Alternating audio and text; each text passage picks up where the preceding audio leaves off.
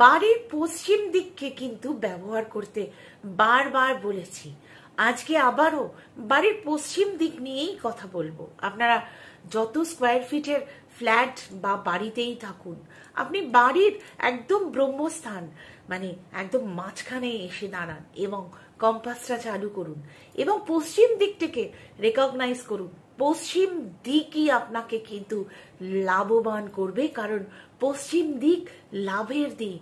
তাই আপনি ভগবানকে প্রাপ্ত করতে চান, অর্থ প্রাপ্ত করতে চান, আপনার স্বপ্ন পূরণ করতে চান, বাড়ি ঘর করতে চান, বা আপনার সঠিক সঙ্গী বা সঙ্গিনী চান, পশ্চিম দিককে প্রয়োগ করুন। পশ্চিম দিকে একটি সুন্দর দুলহা দুলহানের ছবি রেখে দিন, সেখানে ম্যানিফেস্ট করুন, মানে আপনার ইচ্ছেটাকে লিখুন প্রেজেন্ট টেন্সে, যে আমি এরকম একটি সুন্দর জোড়া পরে আমার হাজবেন্ডের সাথে বিয়ের মঞ্চে দাঁড়িয়ে আছি, সবাই আমাদের উইশ করছে। লিখে ফটোর পেছনে রেখে দিন, দেখুন আপনার সুন্দর পাত্র বা পাত্রীতে বিবাহ সম্পন্ন হয়ে যাবে। আপনি বাড়ি চাইছেন, সুন্দর একটি বাড়ির ছবি পশ্চিম দিকে লাগিয়ে রাখুন, দেখবেন আপনার সুন্দর বাড়ি হয়ে যাবে। আপনি ইতিমধ্যে চেষ্টা করছেন আর্থিক সেভিংস করার, আপনি একটি সুন্দর লক্ষ্মী ঘট আনুন যেখানে পয়সা জমানো যায় এবং আপনার ইচ্ছে মতো টাকা সেখানে ফেলুন। 500 টাকা, 10 টাকা, 1000 টাকা, যাই আপনি পাবেন আপনি ফেলতে থাকুন।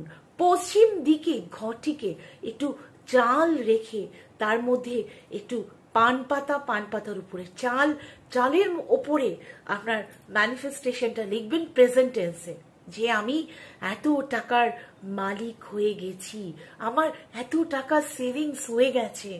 এটা রেখে তার উপর ঘরটি রাখুন এবং ওখানে টাকা ফেলতে থাকুন। আপনার ব্যাংকে কিন্তু টাকা বৃদ্ধি পেতে থাকবে, সেভিংস বৃদ্ধি পাবে।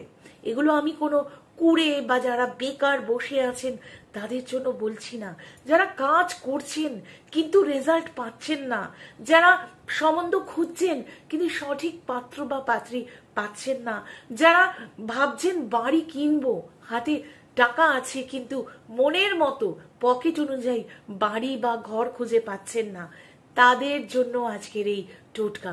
অবশ্যই আপনার ইচ্ছা পূর্তির দিক পশ্চিম দিককে ব্যবহার করুন।